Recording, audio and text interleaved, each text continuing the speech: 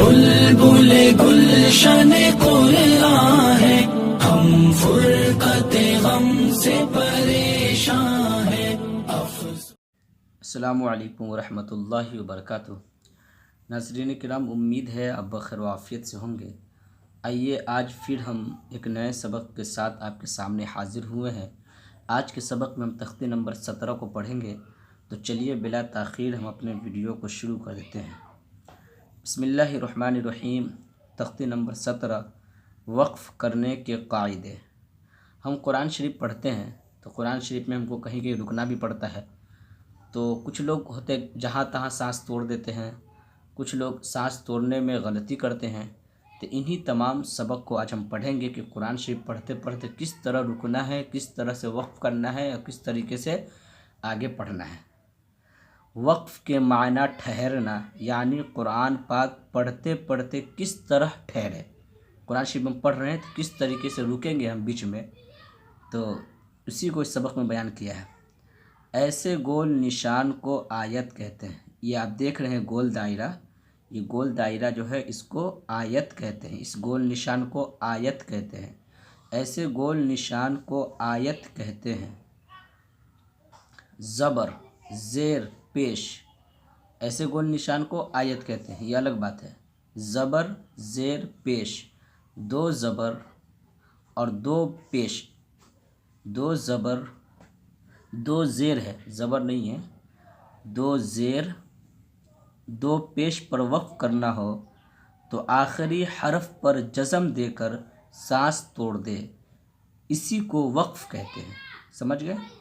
दो ज़बर दो ज़ेर दो पेश, दो ज़ेर दो पेश और ज़बर ज़ेर पेश पर अगर वक्फ़ करना है, रुकना है, तो आखिरी वाले हरफ को पर साकिन कर दे, जज़म देकर सांस तोड़ दे, इसी को वक्फ़ करना कहते हैं।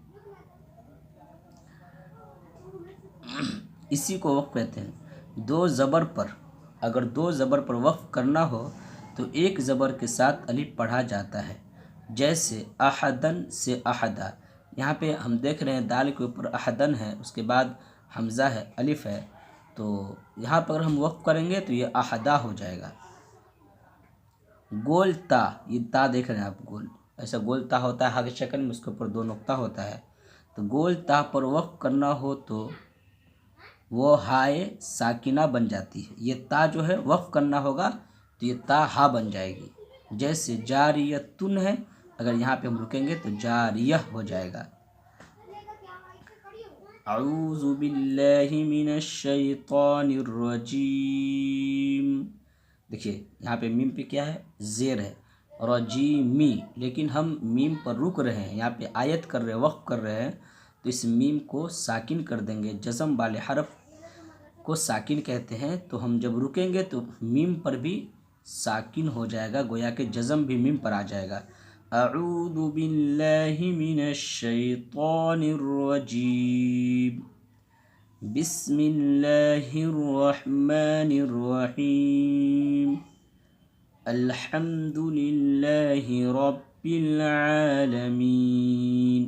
क्या है यहाँ पे, आलमीना, लेकिन हम रुक रहे हैं तो इस नून को साकिन करके यहाँ पे सांस तोड़ रहे हैं।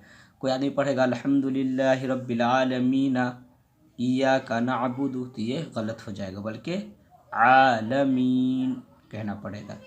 इय्याका नअबुदु व इय्याका नस्तईन, तईन नून साकिन कर देंगे, यहाँ पे सांस तोड़ देंगे। कोई इस तरह से पढ़े इय्याका नअबुदु व इय्याका नस्तईन, तो ये गलत हो जाएगा, बल्कि इय्याका नअबुदु व इय्याका नस्तईन पढ़ना है।